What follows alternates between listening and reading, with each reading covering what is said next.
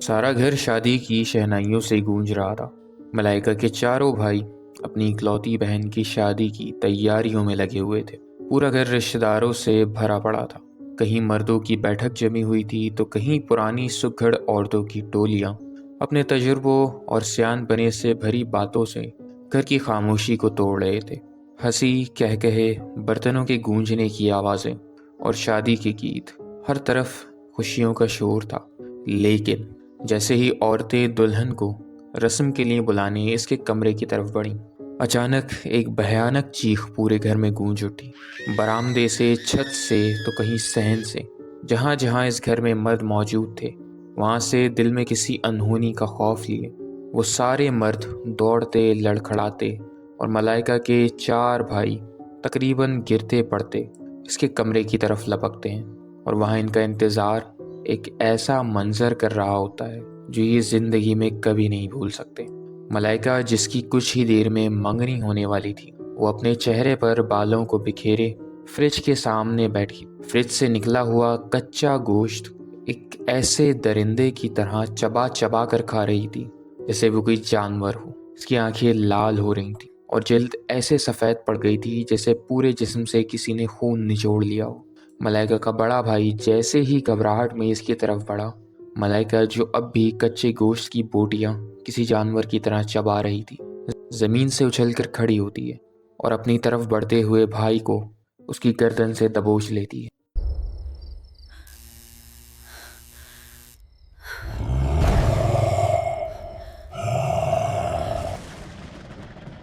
दोस्तों, इस पूरे वाक़ये की शुरुआत होती है सन 2008 में, जब रावलपिंडी के ही एक इलाके पीर बदाई में रहने वाली एक आम सी लड़की मलाइका को स्लीप पैरालिसिस ज़िंदगी में पहली मर्तबा एक्सपीरियंस होना शुरू हुई। मलाइका को रातों रात ऐसा महसूस होने लगा जैसे उसके कमरे में कोई मौजूद होता, या फिर कभी कभी ऐसा होता जैसे वो अपनी नींद में ही अपने गले पर एक जोरदार दबाव महसूस करती।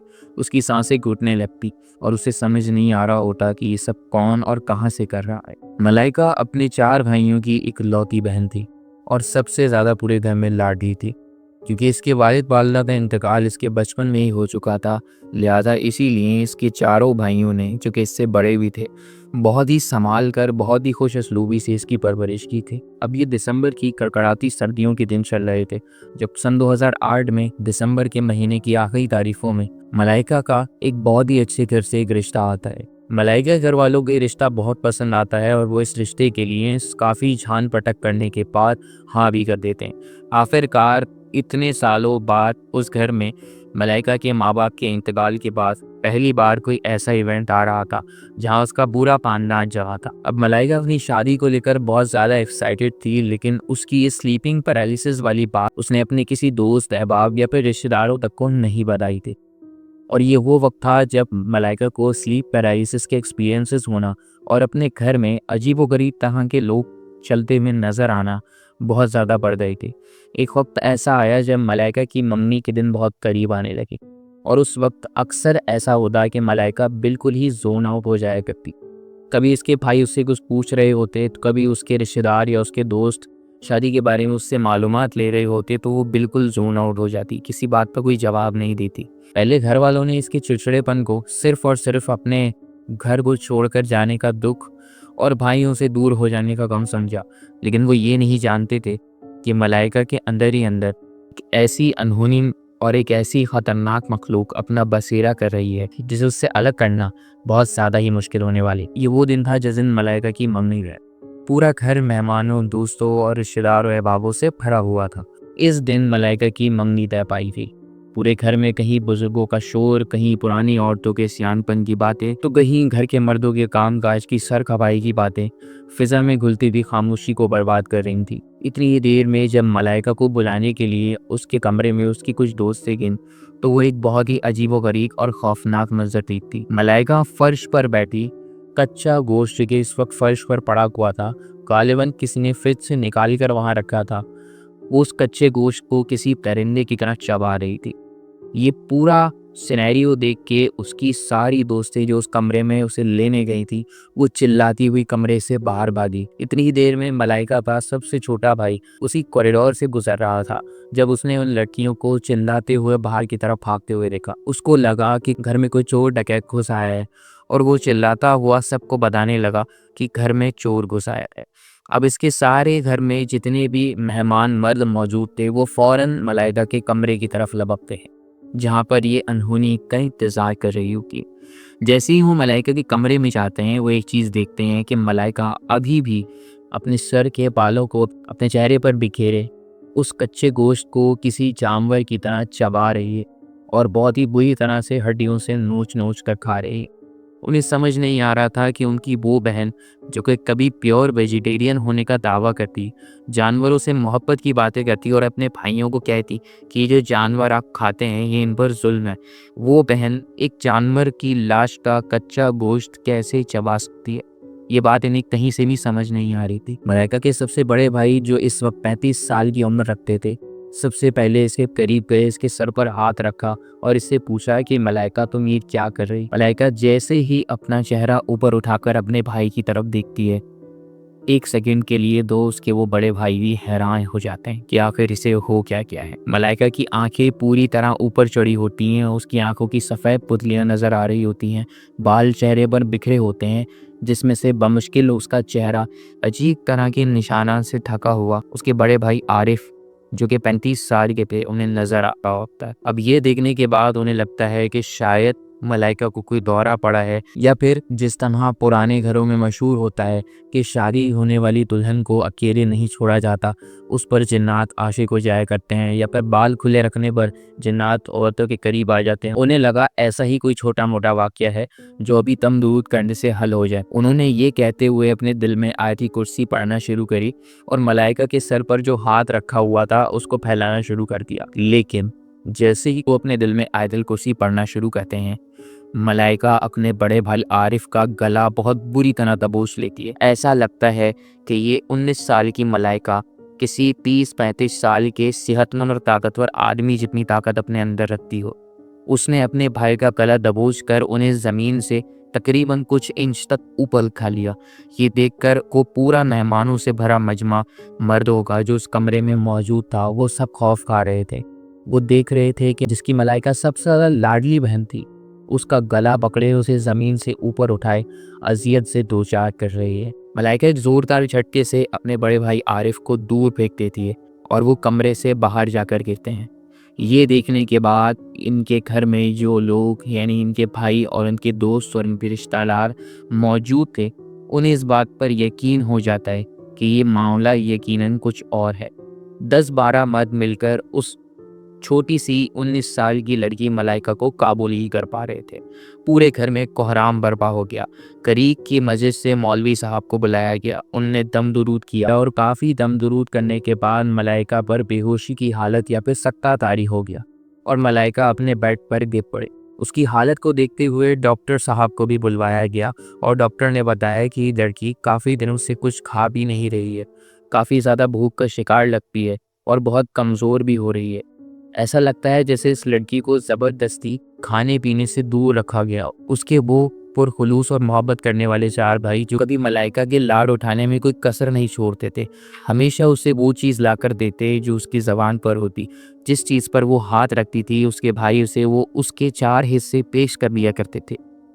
लेकिन आज उसके भाइयों को पूरे ख़ानदान के सामने इन सवालात भरी नज़रों से दो चार होना पड़ रहा था। लेकिन ये सवालात का सिलसिला थमने वाला नहीं था और अगर आप लोग ये समझना चाहते हैं कि आखिर मलाइका के साथ ऐसा क्या हुआ तो आपको उस वक्त से तकरीबन 1 महीना पीछे आकर सितंबर के अंदर ये राज समझना पड़ेगा कि सितंबर के अंदर मलाइका के एक कज़न की शादी थी। उस शादी में जब मलाइका जाती है वहाँ पर लोग उसको देखते हैं और 2 औरतें उसको अपने अपने बेटों के लिए पसंद करके चली जाती हैं। यानी असल में मलाइका का एक नहीं 2 रिश्ते आए थे। एक रिश्ता वो जिससे मलाइका की मंगनी हो रही थी और दूसरा वो जिसे मलाइका के घर वालों ने उसे उसके लिए नामुनासिब करार देकर इनकार कर दिया था। 25 साला नौशाद जो कि काम धंधा कुछ नहीं जानता था, अपने घर में अपने बाप की दौलत पर पल रहा था और उसकी माँ भी खासी उसकी ही मिजाज की ये खातून थी।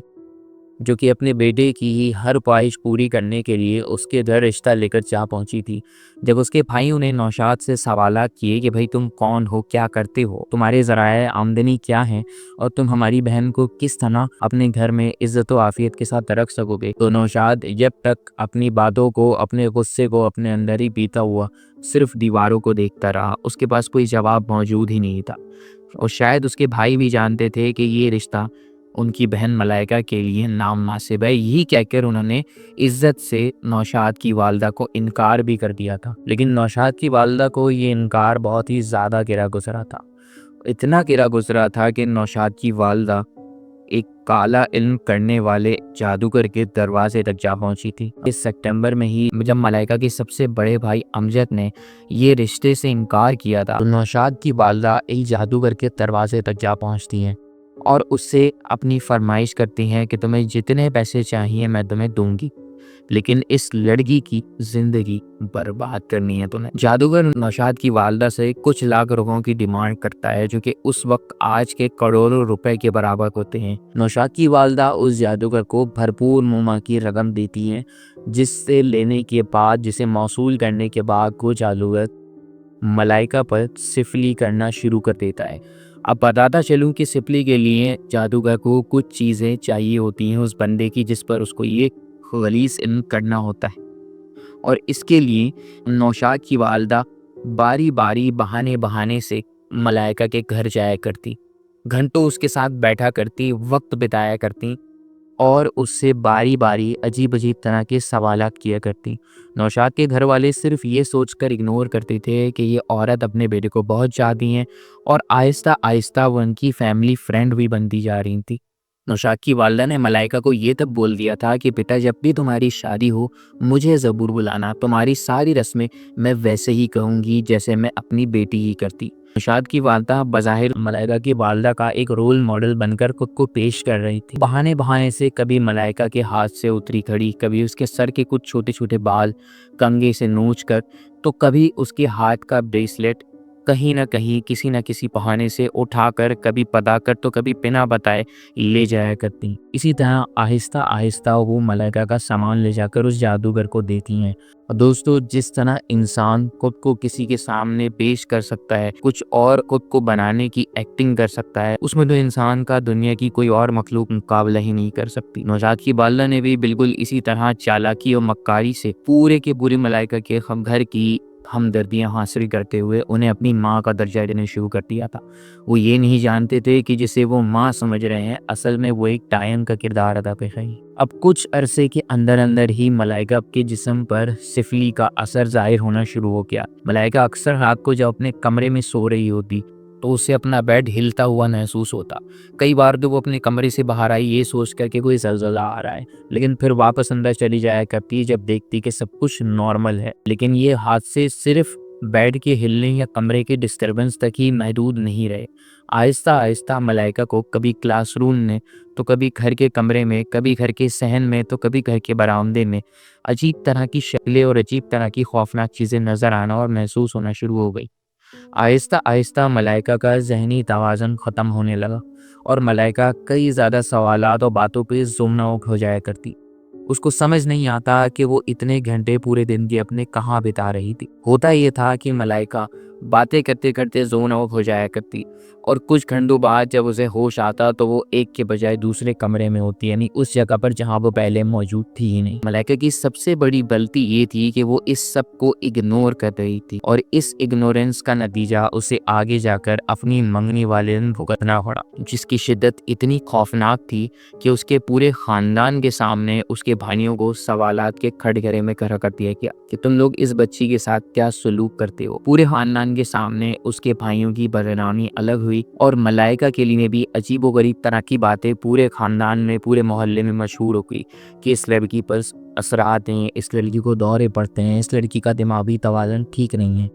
اس دوران جب اس کے بھائی سوالات کا شکار ہو رہے تھے تو امجد، وہی سب سے بڑا گھر کا سربراہ اور ملائکہ کا سب سے بڑا بھائی، ایک ایسے شخص کی تلاش میں تھا جو دینی اور روحانی علم میں مہارت رکھتے ہیں اور انہیں اس مصیبت سے نکال سکتے ہیں۔ آخر کار کچھ مہینوں کی تب و دو کے بعد اسے ایک انسان ملے، ایک شخص ملے جس نے ان کی مدد کی۔ ملائکہ پر ہوا سفلی بہت زیادہ خطرناک تھا اور اس کی شدت کے بارے میں ان بزرگ نے امجد صاحب کو پہلے ہی بتا دیا کہ آپ کی بہن پر کسی نے سفلی کیا ہے۔